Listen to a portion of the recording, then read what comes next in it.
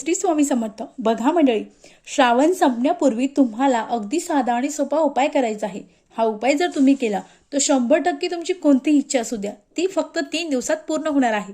अहो मग ती जी सेवा आहे ती कशी करायची ते जाणून घेऊ। तर आपल्याला या श्रावण महिन्यात अगदी कधीही तुम्हाला जेव्हाही वेळ भेटेल तेव्हा तुम्हाला हा जी सेवा आहे, उपाय आहे तो करायचा आहे। मग आपल्याला ही जी सेवा आहे किंवा हा जो उपाय आहे हा गणेश पुराणामध्ये सांगितलं आहे।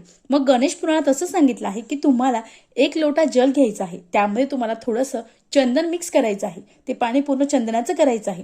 त्यानंतर आपल्याला कुठेही तुटलेले न फुटलेले जे तांदूळ आहेत, न खंडित झालेले, ते 5 तांदळाचे दाणे घ्यायचे आहे, ते पाण्यात टाकायचे आहे। आणि त्यानंतर 2 कुठेही तुटलेले, खराब न झालेले, सुकलेले जे पिंपळाचे पानं आहे, अगदी ताजे तवाने जे पानं आहे ते घ्यायचे आहे आणि त्या पाण्यात टाकायचे आहे। आणि त्यानंतर तुमच्या आजूबाजूला कुठेही बेलाचं झाड असणार आहे, त्या बेलाच्या झाडाला हे अर्पण करायचं आहे। आणि अर्पण करताना तुम्हाला तुमची जी इच्छा आहे ती सांगायची आहे। असं केल्याने तुमची 3 दिवसामध्ये जी ही इच्छा असेल ती 100% पूर्ण होणार आहे। अगदी साधा, अतिशय सोपा, अतिशय प्रभावी हा उपाय आहे। निश्चित करावा।